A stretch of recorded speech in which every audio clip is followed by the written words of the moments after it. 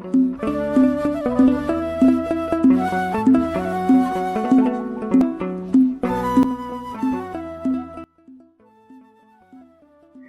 ባህሪ ባህሪው ያደረክ የእርሱ ባህሪ አምላክነት ከሆነ አምላክ ይሆን የእርሱ ባህሪ መፍጠር ከሆነ ፈጣሪ ይሆን የእርሱ ባህሪ እግዚአብሔርነት ከሆነ እግዚአብሔር ይሆን የእርሱ ባህሪ መመገብ ከሆነ መጋቢ ይሆን የእርሱ ባህሪ መጠበቅ ከሆነ ጠባቂ ይሆን የእርሱ ባህሪ ዓለምን መፍጠር ከሆነ ዓለምን ማሳለፍ ከሆነ ፈጣሪ ማሳላፊም ይሆን የባህሪ ልጁ ነህ።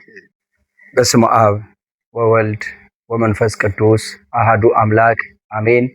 የክርስቶስ ቤተሰቦች የድንግል ማርያም ልጆች የቅዱሳን ሁሉ ወዳጆች በዓለም ዳርቻ ያላችሁ ሁላችሁም እንደምን አላችሁ እንደምን ከረማችሁ እንደምን አመሻችሁ እንደምን አደራችሁ ሁላችሁም በያላችሁበት የእግዚአብሔር ፍጹም ሰላም ከእናንተ ጋር ይሁን ለማለት እወዳለሁ። ትምህርታችንን እንቀጥላለን።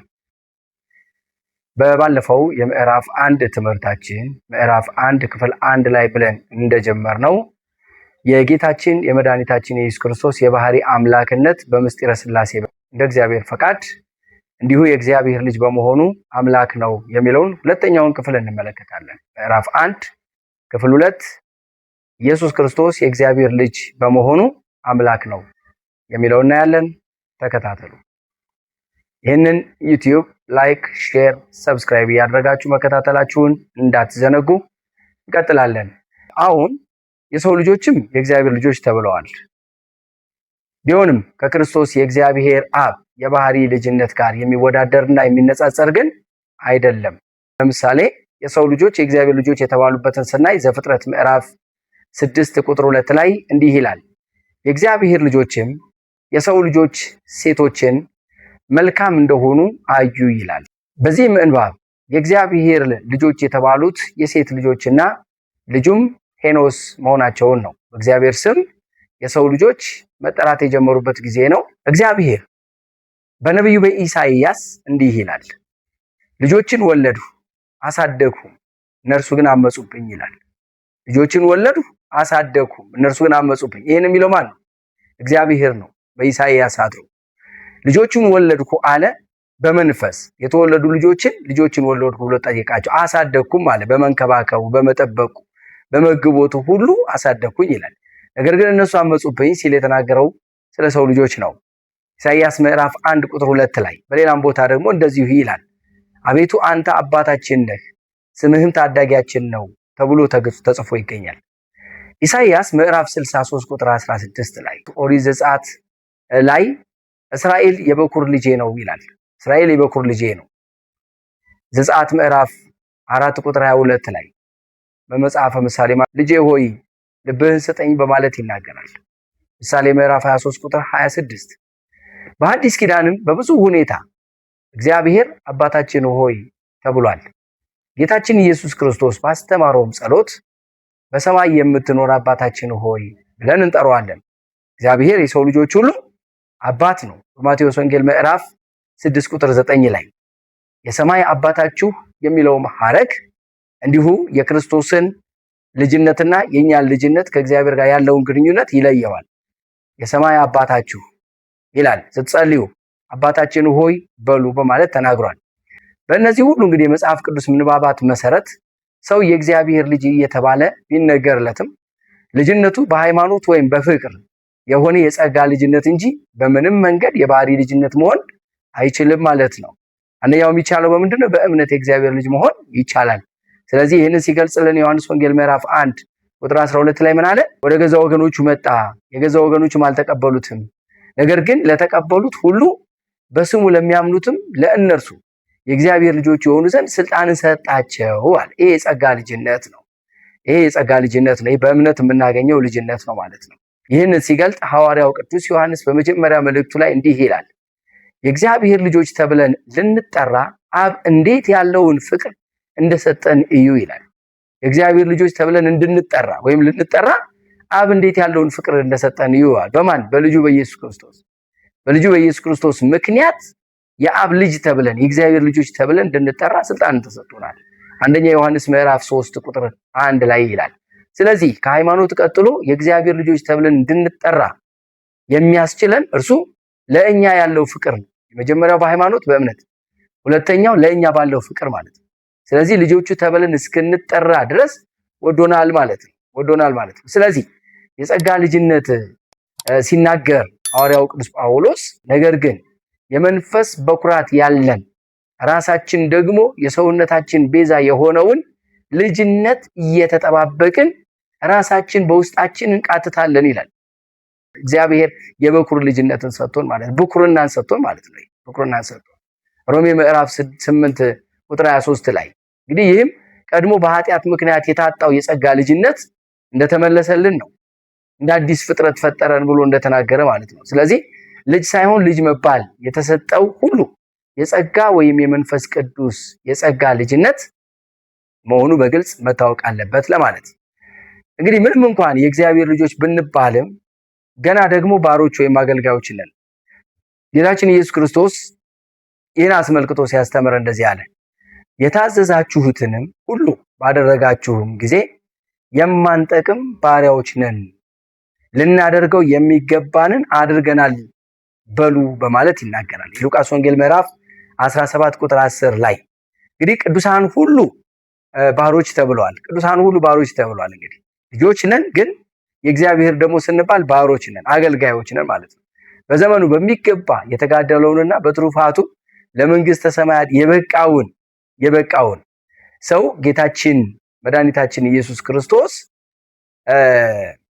መልካም አንተ በጎ ታማኝ ባሪያ በጥቂቱ ታምነሃል፣ በብዙ እሾምሃለሁ፣ ወደ ጌታም ደስታ ግባ በማለት መስክሮለታል። የእግዚአብሔር ልጅ ነው። በመንፈስ ተወልዷል፣ በእምነት ተወልዷል፣ በፍቅር ተወልዷል። ነገር ግን በአገልጋይነቱ ደግሞ በታማኝነቱ ደግሞ በጎ ታማኝ ባሪያ ደግሞ ተብሏል ማለት ነው። ይሄ የማቴዎስ ወንጌል ምዕራፍ 25 ቁጥር 23 ላይ ነው። እንግዲህ እግዚአብሔር ልጆች ብንባልም እንኳን የሰው ልጆች ሁላችን ፍጡራንንና ልጅነታችን የጸጋ እንጂ የባህሪ ሊሆን ከቶውንም አይችልም። በመጀመሪያ ላይ እንግዲህ ያነሳነው ጥያቄን ስንመለከት ሰዎች የእግዚአብሔር የጸጋ ልጆች ናቸው እንላለን ማለት ነው። የጌታችን የኢየሱስ ክርስቶስ የእግዚአብሔር አብ ልጅ መባል ደግሞ በሰው ልጆች እንደሆነው በጸጋ የተገኘ ሳይሆን ከባህሪው የተገኘ አምላካዊ ልጅነት ነው። የአምላክነቱ የባህሪ ገንዘብ ይህ ልጅነቱ የባህሪ በመሆኑ በመጽሐፍ ብዙ ጊዜ ወልድ፣ ሌላ ጊዜ ደግሞ አንድ ልጅ እየተባለ ተጠርቷል ማለት ነው። ወልድ ተብሏል። እግዚአብሔር ወልድ እንግዲህ ወልድ ማለት ልጅ ማለት ነው። አንድያ ልጅ ደግሞ ተብሎ ተጠርቷል። እግዚአብሔር አንድያ ልጁን እስኪሰጥ ድረስ ይላል። አንድያ ልጁን እንግዲህ እኛ ልጆች ከሆንን እኛም ልጆች ነን። ጌታችን ኢየሱስ ክርስቶስም ልጅ ነው። ነገር ግን አንድያ ልጅ መባል አልነበረበትም። ሁላችንም የእግዚአብሔር ልጅ በመባላችን አንድ ከሆንም ማለት ነው።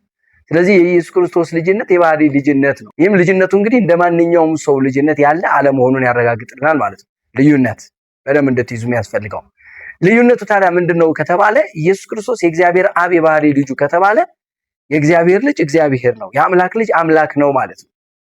የአምላክ ልጅ በባህሪው አምላክ ነው። እኛ ደግሞ የጸጋ አማልክት ተብለን ልንጠራ እንችላለን። በዚሁ ላይ እንግዲህ በመመርኮስ የእግዚአብሔር አብ የባህሪ ልጅ የሆነ ኢየሱስ ክርስቶስ አምላክ መሆኑን እንደሚከተለው ደግሞ ማብራራት እንጀምራለን ማለት ነው። ለምሳሌ ወልድ በባህረ ዮርዳኖስ በተጠመቀ ጊዜ አብ ስለ ባህሪ ልጁ የመሰከረውን ብንመለከት እንደዚህ ይላል፣ በእርሱ ደስ የሚለኝ የምወደው ልጄ ይህ ነው። በቃ ኢየሱስ ክርስቶስ ከኛ ልጅነት የሚለይ መሆኑን ነው የሚያሳየው። ደግሞ ለተለየ ዓላማ ተልኮ የመጣ የሰው ልጅ ለማዳን ዓለምን ሁሉ የፈጠረበት ዓለምን በመፍጠሩ በሱ ደግሞ የተደሰተበት የፈጠረው ፍጥረት ሁሉ እንከን የሌለው ሁሉም የሚደሰትበትን አይነት ስራ የሰራ ሁሉን የሚያስተዳድር ሁሉን የሚገዛ ሁሉን የሚመግብ መሆኑን ሲናገርለት በእርሱ ደስ የሚለኝ የምወደው ልጄ ነው አለ። የማቴዎስ ወንጌል ምዕራፍ 3 ቁጥር 17፣ የሉቃስ ወንጌል ምዕራፍ 3 ቁጥር 22። ይህ የእግዚአብሔር አብ ምስክርነት በተአምራታዊ ምልክቶች የታጀበ ነበረ። በዚያን ጊዜ ክርስቶስ ሲጠመቅ እንግዲህ ከታዩት ምልክቶች ውስጥ አንዱ ሰማያት ተከፈቱ ነው የሚለው።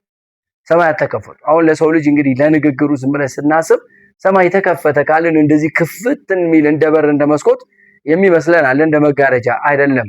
ምስጢር ተገለጠ ማለት ነው። መንፈስ ቅዱስም በርግብ አምሳል ወርዶ በወልድ ራስ ላይ ረበበ ይላል። መንፈስ ቅዱስም እንደገና ሶስተኛው ደግሞ ከሰማይ ድምጽ ተሰማ ይላል። ሌላው ምልክት ከሰማይ ድምጽ ተሰማ። ያ ድምጽ የአብ ምስክርነት ነበረ። እነዚህ ምልክቶች መደረጋቸው የክርስቶስ የእግዚአብሔር አብ ልጅነት እንደማንኛውም ሰው ያለ አለመሆኑን የሚያስረዳ ነው ማለት ነው። እንግዲህ የክርስቶስ መጠመቅ የእርሱ የአብ የእግዚአብሔር አብ የባህሪ ልጅ መሆኑ የተመሰከረበት ከመሆኑም በላይ ምስጢረ ሥላሴ በሐዲስ ኪዳን ለመጀመሪያ ጊዜ ይፋ የሆነበት ታላቅ የሆነ ክፍል ነው። ይህ የዮርዳኖስ ወንዝ ከገሊላ ወደ ዮርዳኖስ ጌታችን ኢየሱስ ክርስቶስ የመጣበት በዮሐንስ እጅ የተጠመቀበት ያ ሌሊት እግዚአብሔር አብ፣ እግዚአብሔር ወልድ፣ እግዚአብሔር መንፈስ ቅዱስ በአንድነት ሶስትነት የተገለጡበት። ከዚህ ሌላ እንግዲህ ይሄ የምስጢረ ሥላሴ የተገለጠው ደብረ ታቦር ነው። በፊልጶስ ቂሳሪያ ላይ ጌታችን ኢየሱስ ክርስቶስ የጠየቀው ጥያቄ ሰዎች የሰው ልጅ ማን ይሉታል ብሎ ጠይቆ ቅዱስ ጴጥሮስ ከሁሉ ፈጠን ብሎ የመለሰውን ምላሽ እናውቃለን፣ አንተ የእግዚአብሔር አብ የባህሪ ልጁ ነህ ብሎት ነው የተናገረው። የባህሪ ልጁ ነህ። የባህሪ ማለት ከሱ ጋር የምትስማማ አንድ የሆንክ የእርሱን ባህሪ ባህሪው ያደረክ አይገርማችሁ? የእርሱን ባህሪ ባህሪው ያደረክ የእርሱ ባህሪ አምላክነት ከሆነ አምላክ የሆንክ የእርሱ ባህሪ መፍጠር ከሆነ ፈጣሪ የሆንክ የእርሱ ባህሪ እግዚአብሔርነት ከሆነ እግዚአብሔር የሆንክ የእርሱ ባህሪ መመገብ ከሆነ መጋቢ የሆንክ የእርሱ ባህሪ መጠበቅ ከሆነ ጠባቂ የሆንክ የእርሱ ባህሪ ዓለምን መፍጠር ከሆነ ዓለምን ማሳለፍ ከሆነ ፈጣሪ ማሳላፊም የሆንክ የባህሪ ልጁ ነህ ማለት የመሰከረበት ነውና ይህንን ስንመለከት ደግሞ ምንድነው የተከሰተው ነገር ስንል በዚያ ቦታ ላይ ኢየሱስ ክርስቶስ ወደ አንድ ከፍ ወዳለ ተራራ ይዟቸው ወጣ። ማንን? ጴጥሮስ ያዕቆብንና ዮሐንስን። ለዚህን ይዟቸው ሄደ። ሌሎቹን ሐዋርያት ከእግረ ደብር ነው ያቆያቸው፣ ከተራራው ስር ማለት ነው። ምስጢር አልተገለጠላቸውም አይደለም፣ ተገልጦላቸዋል። ግን ሶስቱ ደግሞ በተለየ መልኩ እነዚህ አዕማድ የሚባሉት ማለት ነው ከኢየሱስ ክርስቶስ ጋር በተራራው ላይ ነበሩና የጌታችን ኢየሱስ ክርስቶስ ፊቱ ተለወጠ ይላል። ፊቱ ተለወጠ፣ ልብሱ ማንጸባረቀ፣ አጣቢም በምድር ላይ እንደዚያ ሊያነጣው እስከማይችል በጣም ነጭ ሆነ ይላል። በጣም ነጭ ሆነ ይላል። ልብሱ ነው። ደመና መጥቶ ጋረዳቸው ይላል። ደመና መጥቶ ጋረዳቸው። እንደገና ደመናው መጥቶ ደግሞ መጋረዱ ያልነበረ ደመና መጥቷል። ይህ ደመና የመንፈስ ቅዱስ ምሳሌ ነው። ራሱ መንፈስ ቅዱስ በዚያ ቦታ ላይ በደመና እንደተገለጠ እናውቃለን። እግዚአብሔር አብ ደግሞ ከሰማይ ሆኖ የምወደው ልጄ እርሱ ነው፣ እርሱን ስሙት የሚል ድምጽ ደግሞ እንደመጣ እናውቃለን። የእግዚአብሔር አብ ድምጽ ደግሞ የምወደው ልጄ እርሱ ነው፣ እርሱን ስሙት እንዳለ እናውቃለን። የማርቆስ ወንጌል ምዕራፍ 9 ቁጥር 2 እስከ 7 ድረስ ባለው እንዲሁም የማቴዎስ ወንጌል ምዕራፍ 17 ላይ በምንመለከተው ምንባብ ይሄንን ነው ማለት ነው። በስድስተኛው ቀን ይላል በዚህ ንባብ ላይ የምወደው ልጄ እርሱ ነው፣ እርሱን ስሙት ሲል የተናገረው እግዚአብሔር አብ ነው። ክርስቶስ የአብ የባህሪ ልጅ ባይሆን ኖሮ ይህን የመሰለውን ድንቅ ተአምርና የአብ ምስክርነት ባላስፈለገውም ነበረ። ምክንያቱም የእግዚአብሔር አብ ልጅ ነው ያላሉ ብዙዎች ነበሩ። ነቢይ ነህ፣ ኢሳይያስ ነህ፣ ኤልያስ ነህ፣ ሙሴ ነህ ወዘተ ሲሉ የነበሩ ሰዎች ነበሩ። የእግዚአብሔር አብ የባህሪ ልጁ ግን እንደሆነ ሲገልጽለት ደግሞ ይሄን ተናገረለት ማለት ነውና ይህ ሁሉ ተአምር የአብ ምስክርነትን ባላስፈለገ ነበረ ነው። የዚያ የክብር ብርሃነ መለኮቱ ደግሞ መገለጥስ ለምን ያስፈልግ ነበረ ነው። ከደመና የመጣው ድምጽና ደመናውንስ የሚያንጸባርቀው ብርሃንስ አስፈላጊነቱ ምንድነው? ኢየሱስ ክርስቶስ ከነ ቅዱስ ጴጥሮስ ጋር አብሮ ሆኖ ያ ብርሃንነቱ፣ ያ ፀሐይነቱ፣ ያ ልብሱ እንደበረዶ ነጭ መሆኑ ሁሉ ከእርሱ ጋር ያለ አዲስ ነገር አይደለም። ግን የራሱ የሆነውን ከነርሱ የሰወራቸውን መልሶ ገለጠላቸው ነው። ለምን? ስለማይችሉት። ስለዚህ በዚያ ቦታ ላይ ግን ማንነቱን በሚገባ ሲገልጥላቸው ሁሉም ደነገጡ ማለት ነው። በተለይ እርሱን ስሙት የሚለው ቃል ማለት ነው የሚለው ሐረግ እርሱ በስጋ የተገለጠው አምላክ ነውና ለእርሱ እንድንታዘዝ የሚያስገነዝብ እንዲታዘዙ የሚያስገነዝብ የክርስቶስ የእግዚአብሔር አብ ልጅነት እንግዲህ ከሰው ሁሉ የእግዚአብሔር ልጅነት የተለየ የባህሪ ልጅነት መሆኑን በዚህ ድንቅ ተአምራትና የእግዚአብሔር አብ ምስክርነት የመንፈስ ቅዱስ ምስክርነት እንረዳለን ማለት ነው። እንግዲህ እግዚአብሔር አብ ስለ ወልድ መመስከር የጀመረው ቀደም ብሎ በብሉይ ኪዳንም መሆኑን ቅዱስ መጽሐፍ ደግሞ ይነግረናል። ገና ወልድ በስጋ ከመገለጡ አስቀድሞ በቃልነቱ ከአብ ከመንፈስ ቅዱስ ጋራ ሩይ ወይም ደግሞ በአባቱ ሪና ሆኖ ሳለ እግዚአብሔር አብ ስለ እግዚአብሔር ወልድ አንተ ልጄ ነህ እኔ ዛሬ ወለድኩ በማለት በመዝሙረ ዳዊት ላይ ደግሞ የተጠቀሰውን ጥቅስ እንድናይ ያደርገናል። መዝሙር 2 ቁጥር 7 እስከ 9 ድረስ ማለት ነው። ሐዋርያው ቅዱስ ጳውሎስ ደግሞ ክርስቶስ ከመላእክት በላይና እነርሱም የሚገዙለት መሆናቸውን በገለጸለት አንቀጽ ደግሞ እንደዚህ ይላል፣ ከመላእክትስ አንተ ልጄ ነህ እኔ ዛሬ ወለድኩ ያለው ከቶ ለማን ነው አለ። ከመላእክትስ አለ አንተ ልጄ ነህ በማለት በነብዩ የተነገረው ስለ ክርስቶስ መሆኑን አብራርቷል። ዕብራውያን ምዕራፍ 1 ቁጥር 5 ላይ። የሚገርመው ነገር ግን በመጽሐፈ ኢዮብ ላይ ደግሞ ስንመለከት የእግዚአብሔር ልጆች በእግዚአብሔር ፊት ቆሙ ይላል፣ ሰይጣንም አብሮ ቆመ ይላል። እንግዲህ የእግዚአብሔር ልጆች የተባሉ ቅዱሳን መላእክት ናቸው። መላእክትም የእግዚአብሔር ልጆች ተብለዋል። መላእክትም የእግዚአብሔር ልጆች ተብለዋል። በመጽሐፈ ኢዮብ ምዕራፍ 1 ላይ ክርስቶስ የእግዚአብሔር አብ የባህሪ ልጅ መሆኑ ለሰይጣን ፈተና ምክንያት ሆኖት ነበረ። ለዚህ ምስክርነት የሆነው ጌታችን ኢየሱስ ክርስቶስ በገዳመ ቆሮንቶስ በነበረ ጊዜ ሰይጣን የእግዚአብሔር ልጅ ከሆንክ በማለት ያቀረበው ፈተና ነበረ። እንግዲህ የእግዚአብሔር ልጅ መሆኑን ዲያብሎስም ጭምር አምኗል። አሁን ተጠራጥሮ ነው እንጂ ስጋን በመልበሱ የእግዚአብሔር ልጅ መሆኑን አውቋል፣ አምኗል። በዚህን ታሪክ እንደተጠቀሰው ሰይጣን የእግዚአብሔር ልጅ ከሆንክ እነዚህን ድንጋዮች እንጀራ እንዲሆኑ በል ሲል ፈተና አቅርቦለታል። የማቴዎስ ወንጌል ምዕራፍ 4 ቁጥር 3 ላይ። ይህ የሰይጣን ፈተና በውስጡ ተንኮል የተሞላ ፈተና ነበረ። ክርስቶስ በዚያ ጾሞ ሊያስተምር የወደደውን ትምህርት ትህትና ሊያደናቅፍበት ፈልጎ ነበር ያለው። ሰይጣን ክርስቶስ በመስቀል ላይ ሳለም በሰዎች አድሮ እንዲህ ብሎታል፣ የእግዚአብሔር ልጅ ከሆንክ ከመስቀል ውረድ በማሰኘት ተመሳሳይ ጥያቄ ጠይቋል። የማቴዎስ ወንጌል ምዕራፍ 27 ቁጥር 40 ላይ ሰው ወገን የእግዚአብሔር ልጅ ተብሎ በሰይጣን የተፈተነ ማንም የለም። ይህ የክርስቶስ የእግዚአብሔር አብ የባህሪ ልጅን በመልአኩ በቅዱስ ገብርኤል አማካኝነትም ለተነገረው ብስራት በአዲስ ኪዳን ወይም ደግሞ ለአዲስ ኪዳን የምስራችም ምክንያት ነበር ማለት ነው። ለዲያብሎስ ፈተና ብቻ ሳይሆን በቅዱስ ወንጌል እንደተመዘገበው መልአኩ ድንግል ማርያምን እንዲህ አላት፣ መንፈስ ቅዱስ በአንቺ ላይ ይመጣል፣ የልዑል ኃይልም ይጸልልሻል። ስለዚህ ደግሞ ከአንቺ የሚወለደው ቅዱሱ የእግዚአብሔር ልጅ ይባላል አላት። ከአንቺ የሚወለደው ደግሞ ቅዱሱ የእግዚአብሔር ልጅ ይባላል አላት። እንግዲህ መልአኩ ቅዱስ ገብርኤል ስለ ኢየሱስ ክርስቶስ የባህሪ ልጅነት ያውቃል። በሰማይ የሚያመሰግነው እርሱ ስለሆነ ማለት ነው፣ ከአባቱ ከመንፈስ ቅዱስ ጋር። ስለዚህ በሚገባ መሰከረላት ማለት ነው። ይህን የተናገረው እንግዲህ ለዚህ በቂ ማስረጃ ነው። የሉቃስ ወንጌል ምዕራፍ 1 እንግዲህ ክርስቶስ የእግዚአብሔር አብ የባህሪ ልጅ ባይሆን ኖሮ የመንፈስ ቅዱስ መምጣትና የልዑል ኃይል መጽለል ባላስፈለገም ነበር። የመልአክ ብስራት ብቻ በቂ ነበር። በሐዲስ ኪዳን እንደ ቅዱስ ዘካርያስና ለቅድስት ኤልሳቤጥ መልአኩ ብቻ ካበሰራቸው በቂ ነበረ። ኃይለ ልዑል ይጸልልሻል ባላለ ነበር ማለት ነው። የኢየሱስ ክርስቶስ መወለድ የተለየ ልጅነቱም የተለየ ስለነበር ማለት ነውና መልአኩም ለዮሴፍ እንደነገረው ምን አለ? ከእርሷ የተጸነሰው ከመንፈስ ቅዱስ ነውና ብሎ መስክሯል። ማቴዎስ 1 ቁጥር 20 ላይ ከሰዎች ወገን ማንም ከመንፈስ ቅዱስ ግብር የተነሳ የተጸነሰም የለም። ከዚህም በተጨማሪ መልአኩ ለቅድስት ድንግል ማርያም ምን አላት? እርሱም ታላቅ ይሆናል፣ የልዑል ልጅም ይባላል፣ ጌታ አምላክም የአባቱን የዳዊትን ዙፋን ይሰጠዋል። እንግዲህ ዳዊት በሰማይ ዙፋን የለው፣ ግን በዳዊት የተመሰለ እግዚአብሔር አብ የእርሱን ዙፋን ይሰጠዋል፣ በያዕቆብ ቤትም ላይ ለዘላለም ይነግሳል፣ ለመንግስቱም ፍጻሜ የለውም። ለሰው ልጆች እንደዚህ ተብሎ ሊነገር አይችልም። እሱ እግዚአብሔር አምላክ ባይሆን ኖሮ ለሰው ልጆች እንደዚህ ተብሎ አይነገርም፣ በፍጹም አይነገርም። ለዘላለም መንግስት ያለው ፍጻሜ የሌለው መንግስት ያለው በያዕቆብ ቤት ላይ የነገሰ በዳዊት ዙፋን ላይ የተቀመጠ እግዚአብሔር አብ ዙፋኑን የሚሰጠው በተለየ መልኩ እና ለመንግስቱ ፍጻሜ የለው። ይሄ መንግስት የእግዚአብሔር መንግስት ነው። ኢየሱስ ክርስቶስ አምላክ ባይሆን እግዚአብሔር ባይሆን ኖሮ የንጉሠ ነገስት ባይሆን ኖሮ ለመንግስቱ ፍጻሜ የለውም ተብሎ ባልተነገረ ነበር። የሉቃስ ወንጌል ምዕራፍ 1 ቁጥር 32 እስከ 33 ድረስ ይህ ታላቅ ንግግር ነው።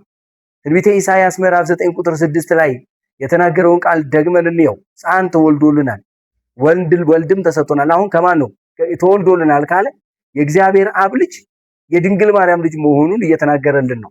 ስለዚህ የአብ ልጅ የእግዚአብሔር የባህሪ ልጁ ኢየሱስ ክርስቶስ አለቅነትን በጫንቃው ላይ ነው። ስሙም ድንቅ መካር ኃያል አምላክ ተብሎ ነው የተነገረው። ስለዚህ የእግዚአብሔር ልጅ በመሆኑ ምንድነው አለ? አምላክ ነው።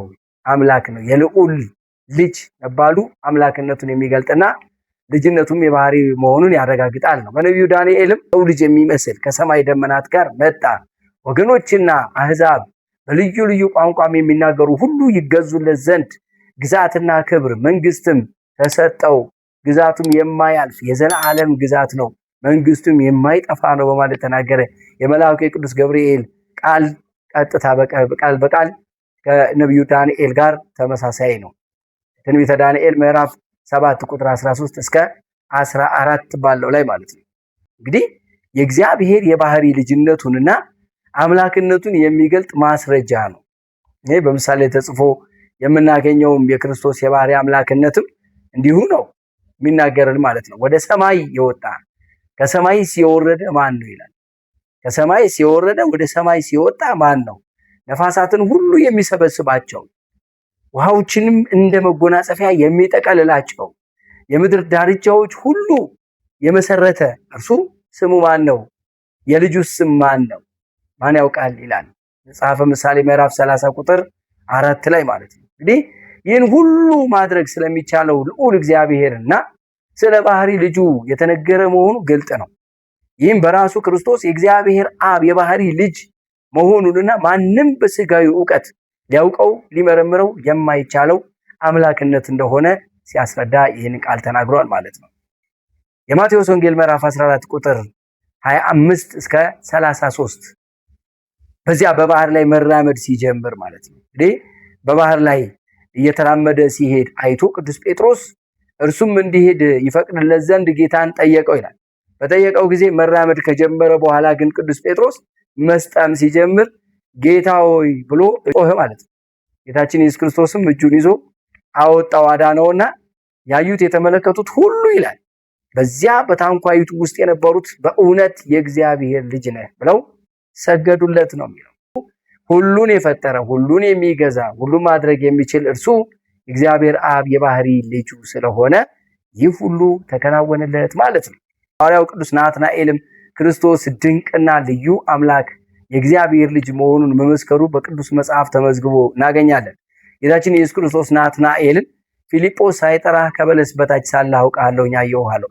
ናትናኤል ከበለስ በታች የነበረው እናቱ በበለስ ቅጠል ስር ሸፍናው ከሄሮድስ ጭፍጨፋ ከሕፃናቱ መጥፋት ሰውራው ስለነበረ የዛን ጊዜ ኢየሱስ ክርስቶስ ራሱ ሕፃን፣ ነገር ግን ያኔ ፊልጶስ ከበለስ ቅጠል ስር ተሸፍኖ የነበረ መሆኑን አምላክ ስለሆነ ኢየሱስ ክርስቶስ ያውቅ ነበር።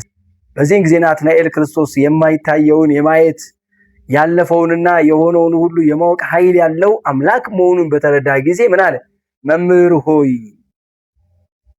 ሆይ አንተ የእግዚአብሔር ልጅ ነህ፣ አንተ የእግዚአብሔር ልጅ ነህ።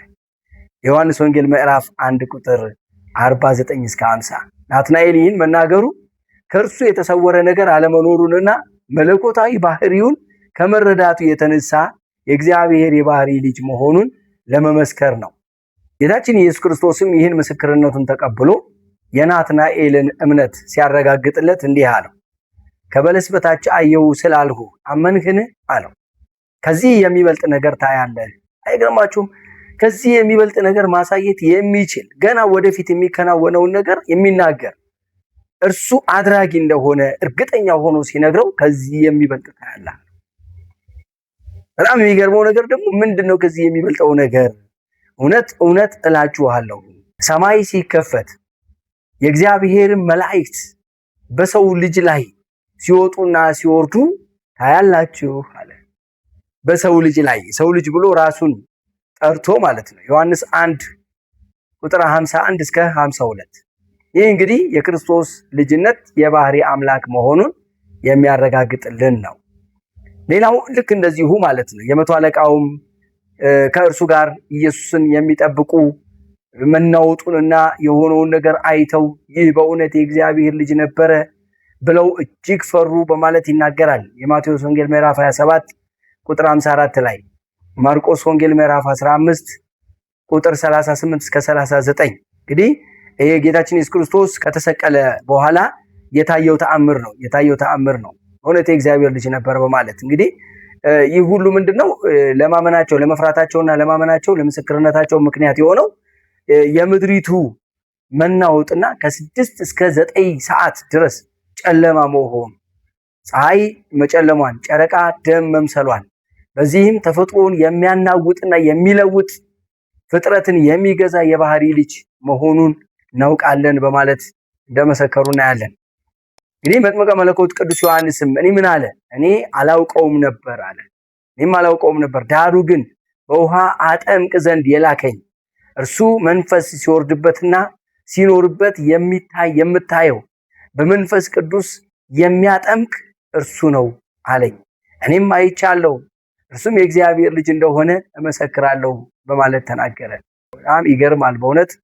እንግዲህ የክርስቶስ መጠሪያ ብቻ አይደለም ይህ ክርስቶስ ወልድ የሚለው መጠሪያ ክርስቶስን ብቻ የሚገልጥ ነው።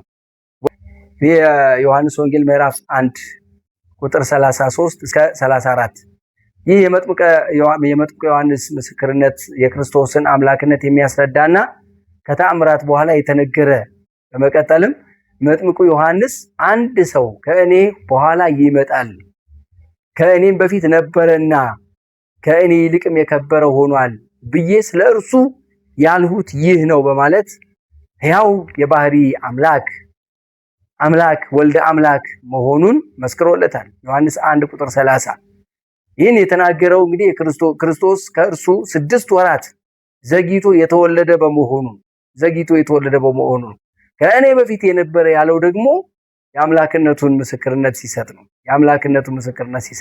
ሆኖ ከነበረው ጋር ከዛ በኋላ አይኑ ከበራለት ሰው ጋር እየተነጋገረ ታምናለህን ሲለው አዎ ግን አምን ዘንድ ማን ነው አለው። አይተኸዋል፣ ካንተም ጋር የሚነጋገረው እርሱ ነው አለ። የእግዚአብሔር ልጅ ብሎ ራሱን የጠራ ጌታ ሆይ አምናለሁ አለና ሰገደለትም ይላል ዮሐንስ 9 ቁጥር 35 እስከ 38። ይህ የጌታና የአይነ ስውሩ የቃላት ምልልስ ስለ ጸጋ ልጅነት የተደረገ አይደለም። ቢሆንማ ኖሮ እውሩ ሰው ጌታ ሆይ አምንበት ዘንድ ማን ነው ብሎ ባልጠየቀውም ነበርና፣ ወይም ደግሞ እኛም የሰው ልጆች ሁሉ የእግዚአብሔር ልጆች እንባላለን፣ እኔም የእግዚአብሔር ልጅ ነኝ በማለት ስለ ጸጋ ልጅነት በተከራከረው ነበር እንጂ አምንበት ዘንድ ማን ነው ባላለው ነበር። በእግዚአብሔር ልጅ ታምናለህ ሲለው አዎ አለው። ነገር ግን ማን ነው እና እንደገናም ሰገደለት ይላል።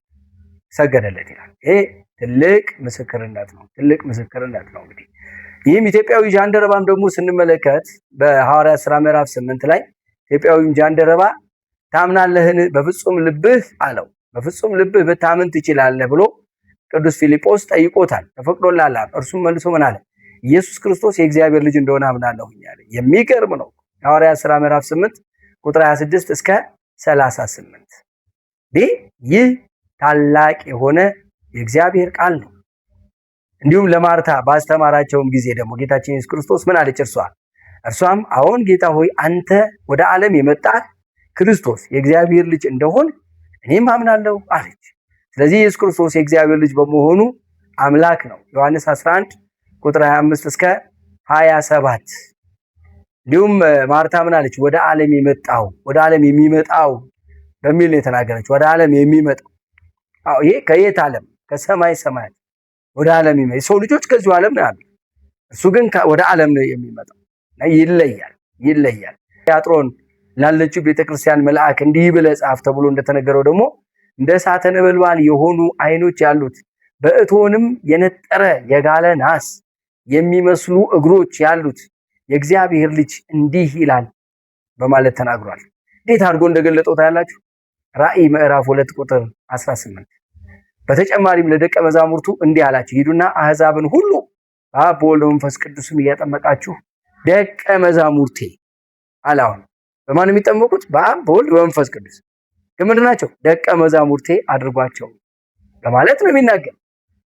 ማቴዎስ 28 ቁጥር 19 አምላክ ባይሆን የተጠመቁት ሁሉ ለሱ ደቀ መዛሙርት እንዴት ሊሆኑ ይችላሉ? ግን ጥቅሶችን ብቻ ልስጣችሁ። ደግሞ እንግዲህ ልጁ አርነት ቢያወጣችሁ በእውነት አርነት ትወጣላችኋል። አምላክ ካልሆነ አርነት የሚያወጣን ማንም የለም። እውነት አርነት ታወጣችኋለች አለ። ስለዚህ እርሱ ማን ነው? እውነት ነው። እኔ እውነት ነኝ ብሏል ደግሞ። ስለዚህ እውነት ከሆነ ደግሞ አምላክ ነው። አርነት የሚያወጣንም እርሱ ነው። ዮሐንስ 8 ቁጥር 36 እንዲሁም አንደኛ ዮሐንስ ምዕራፍ 5 ቁጥር 12 ላይ አንደኛ ዮሐንስ ምዕራፍ 5 ቁጥር 12 ላይ ምን ይላል? ወልድ ያለው አብ አለ፣ ልጁ ያለው ሕይወት አለ ይላል። የእግዚአብሔር ልጅ የሌለው ሕይወት የለውም ማለት። ስለዚህ ሕይወት ነው፣ እርሱ ሕይወት ነው። ሕይወት መሆን የሚችል የእግዚአብሔር ልጅ እኛም አይተናል። አባትም ልጁን የዓለም መድኃኒት ሊሆን እንደላከው እንመሰክራለን አለ። አባትም ልጁን ብሎ ነው እንግዲህ ያስቀመጠው። በእርሱ የሚያምኑ ሁሉ የዘላለም ሕይወት እንዲኖረው እንጂ እንዳይጠፋ እግዚአብሔር አብ አንድያ ልጁን እስከ መስቀል ሞት ድረስ አሳልፎ ሰጥቷልና። ዮሐንስ 3 ቁጥር 16 ዮሐንስ 3 ቁጥር 16 በእርሱ የሚያምን አይፈረድበትም፣ በማያምን ግን በአንዱ በእግዚአብሔር ልጅ ስም ስላላመነ አሁን ተፈርዶበታል። በኢየሱስ ክርስቶስ ያላመነ ይፈረድበታል። አምላክ ባይሆን ኖሮ ይህ አይሆንም። ዮሐንስ 3 ቁጥር 18 እንግዲህ ማመን ያስፈልጋል በእርሱ። በዚህም የእግዚአብሔር ፍቅር በእኛ ዘንድ ተገለጠ፣ በእርሱ በኩል በሕይወት እንኖር ዘንድ እግዚአብሔር አንድ ልጁን ወደ ዓለም ልኮታልና አለ። አንድ ልጁ አንደኛ ዮሐንስ ምዕራፍ 4 ቁጥር 9 እንግዲህ በሕይወት ለመኖር ደግሞ በልጁ ማመን ያስፈልጋል። ማመን ስንል ምን ማለታችን? የእግዚአብሔር ልጅ ነው፣ እግዚአብሔር ነው። የአምላክ ልጅ ነው፣ አምላክ ነው። የንጉስ ልጅ ነው፣ ንጉስ ነው። የፈጣሪ ልጅ ነው፣ ፈጣሪ ነው። ፈራጅ ነው፣ ሁሉን የሚገዛ ነው፣ ሁሉን የሚጠብቅ ነው፣ ሁሉን የሚያሳልፍ ነው፣ ሁሉን የሚመግብ ነው ወዘተ ብለን ማመን ያስፈልገናል ነው። አብም ወልድም አንድ ናቸው፣ አብ ወልድ መንፈስ ቅዱስ አንድ ናቸው ብሎ ማመን ያስፈልጋል።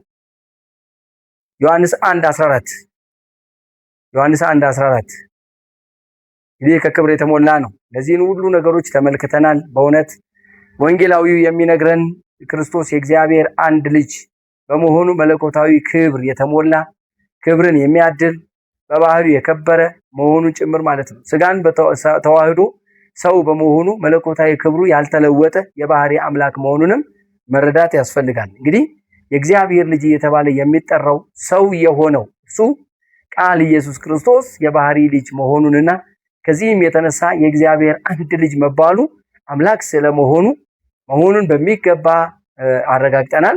ስለዚህ ጌታችን ኢየሱስ ክርስቶስ በእርግጥ የእግዚአብሔር አብ የባህሪ ልጁ ነው፣ ወይም ተቀዳሚ ተከታይ የሌለው የእግዚአብሔር አንድያ ልጅ በመሆኑ ፍጹም አምላክ ወልደ አምላክ መሆኑን እንመሰክራለን።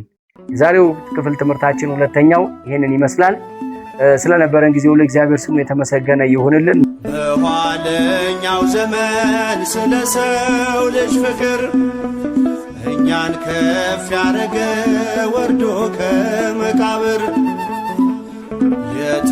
የተሰደደውን ሊመልስ ከአገሩ ነቢያት በትንቢት እንደመሰከሩ